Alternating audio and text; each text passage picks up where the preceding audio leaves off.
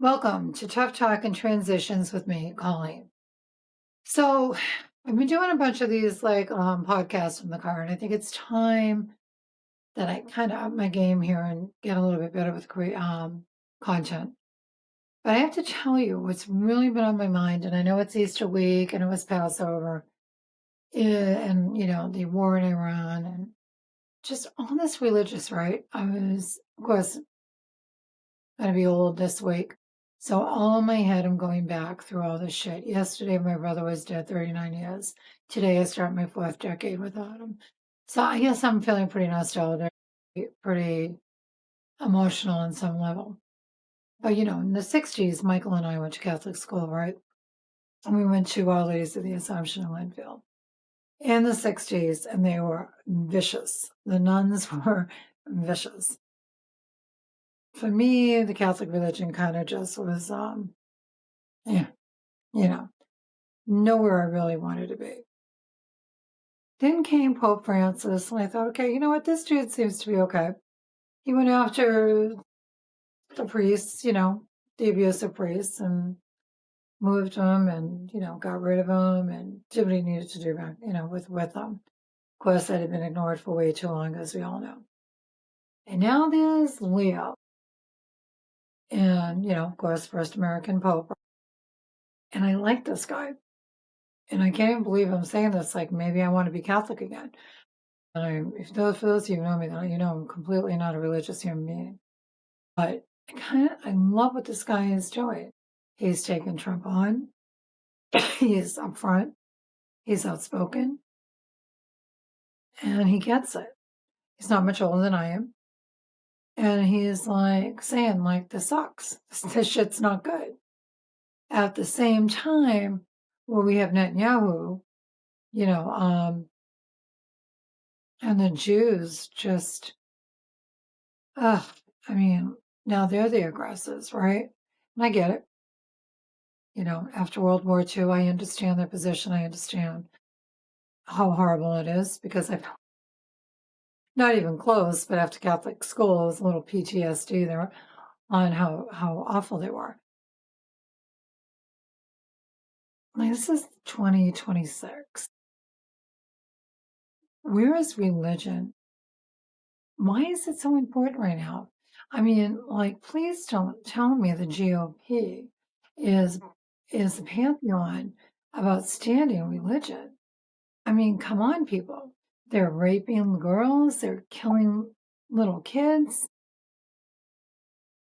I mean, this guy down in Texas, one of his assistants kills herself. Now another one says he wanted her to mash his balls. I mean, what is this? And again, I've said it before and I'll say it again, the Epstein files.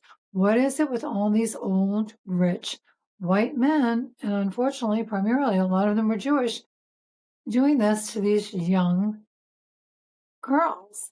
Like, what is this? Like, what is with this religion?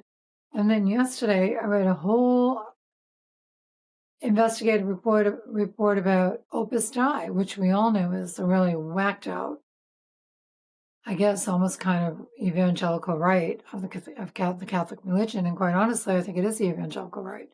I mean, and believe it or not, Pope Francis is actually investigating Opus Dei. So it's like we need more Francises and more Leos, right?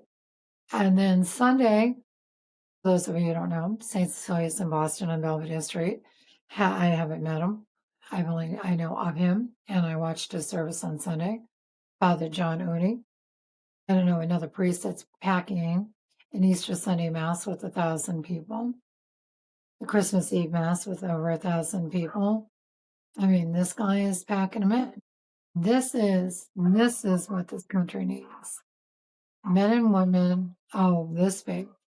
Not the Netanyahus, not the Donald Trumps, not the grinder Moses Mike Johnson, not the GOP who, and the evangelical right, who are pious on Sunday and deviant on Friday. I mean, we do not need that, right? I mean, we're gonna hold ourselves up to be better than that. then we need to be better than that, right? So I listen to Leo and I think, okay, dude, maybe, just maybe, I'm going to come back around because maybe, just maybe, people like you and John Uni, Father John Uni, are going to lead where other priests and religious leaders have left off. I mean, there is no Martin Luther King right now. All right, there are good men out there, but there is no Martin Luther King. There is no one, leading the judge. And for people out there that say, politics and religion don't belong together, well, I disagree. Jesus was a highly political figure. And for those of you who don't want to believe that Jesus didn't accept women, wrong. Mary Magdalene was the money behind his ministry. Mary Magdalene, Jesus. Politics and religion have always been closely together. Unfortunately, right now in this country, we have seen a really fucked up, bastardized version of I want to say it's not. I was going to say Catholicism, but it's not. It's just basic religion because I don't look at the religious right as being Catholic. I'm not even sure what the fuck they are. Just nothing I want to be a part of. And the evangelicals, do you accept Lord? What is it? Jesus Christ as your Lord and Savior? I mean, maybe. Haven't really thought about it. Not sure that that's where it needs to be. I can tell you that when my brother Michael died, I had a friend who was evangelical. I didn't really realize at the time what evangelicalism was. It was April 1987. All I gave a shit about was partying and working and making money. I never really thought about it. As far as I was concerned, I was a recovering Catholic. I had been to Catholic school only for 3 years too, but what an impression that made. I hadn't really thought about it. And I'll never forget it. She looked at me and she said, Colleen, you'll see your brother in hell. I thought, what the fuck are you talking about? He was 25 years old. Hell, what the fuck are you talking about? Like, really, what the fuck are you talking about? And I'm sure I said that multiple times. Well, I actually know I did. And I remember being devastated. He had only been dead, I don't know, a couple of weeks. In hell? He was 25. What the fuck had he done? He was getting married. He had worked. He was in law school. What had he done that he was going to need to go to hell?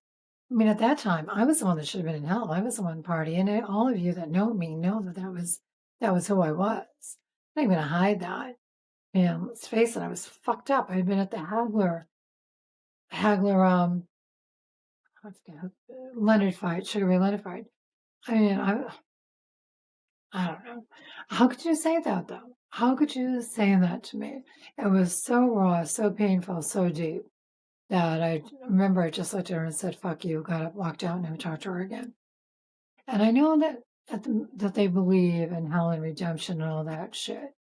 Me, I don't believe in a hell. I believe we are living on hell right now. Because there's only one way that Donald Trump could have ever been president of this country a second fucking time, and that is because we're in hell. The only way. Although some of the morons in my family that voted for him, and yes, you are fucking morons, make no mistake about it, that where we are right now is, you know, there's just no words for it. And I keep saying this and I keep harping on it, but it's people like Leo, Pope Leo, and Father John Uni, and those of us who maybe might be coming around again to say that the only way this changes is when we change. And Miriam Williamson keeps saying this, and she is so right on. The only way this world changes is if we change here and our belief as a community can change the greater good. Years ago, I went to New Mexico with Belinda, and we ended up going into Santa Fe Hilton, and Greg Braden was doing, and Lindsay Wagner was there, and she was hosting this thing with Greg Braden. It was 2 years after 9/11, and Greg Braden was talking about, he's actually a NASA scientist, look it up, but he was saying at the time that the night before 9/11, the energy in the earth was proving that something big was going to happen because the Arab world that knew what was about to happen to this country were their energy was humming, right? They could feel the hum. And it raised the vibration of the earth to the point where we should have known something was going to happen. But no, we here in America, we're just going about our job, right? Our days. He is, and I believe he is right. When we as a collective raise our energy, the vibration of the earth changes. So we're not going to beat Trump on platforms like me right now talking shit about him.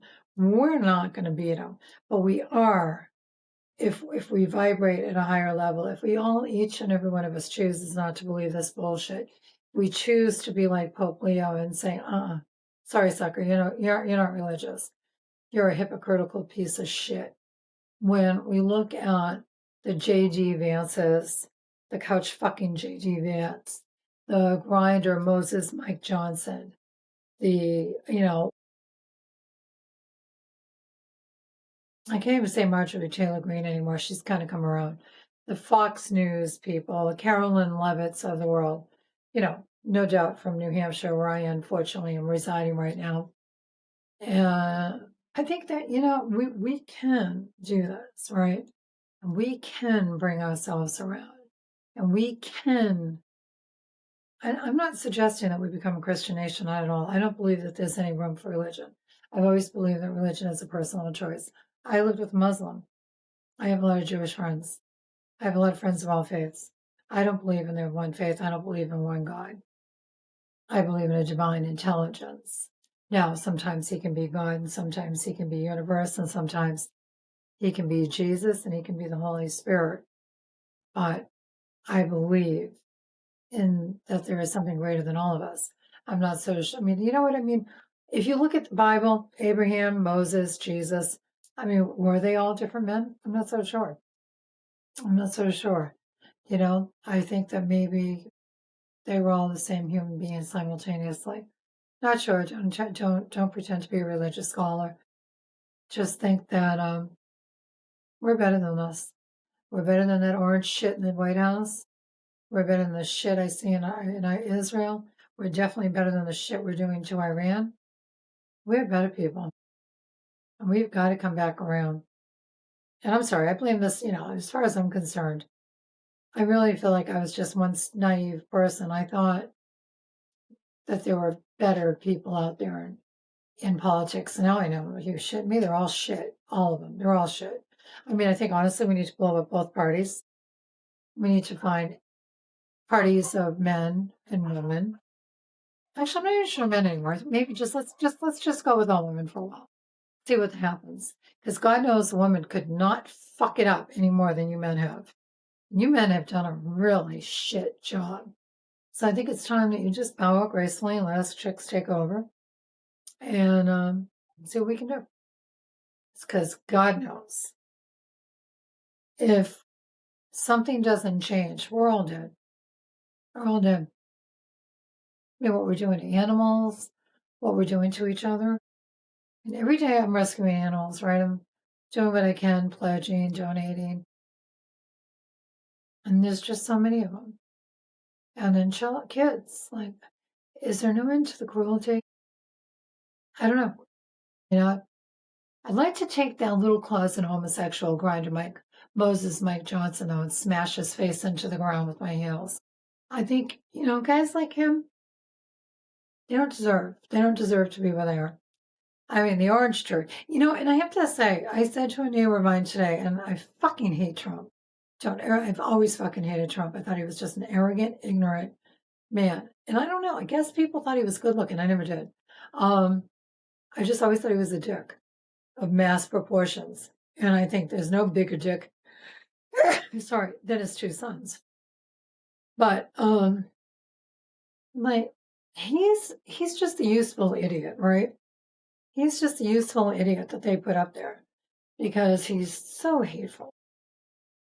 And yet he's able, to be a cult-like figure. Thinking all the Kool-Aid from the Jim Jones, Jamestown might be coming around, might be circling around. And I personally know a couple of Christians I would like to serve that too, personally. I don't know. We got to do better. We just got to do better. Because if we don't, we're all dead. We're all fucking dead. And I don't mean we're dead in like 10 years. If you think Iran is like Trump thinks he's won this war. Are you fucking kidding me? Iran's got it all locked up.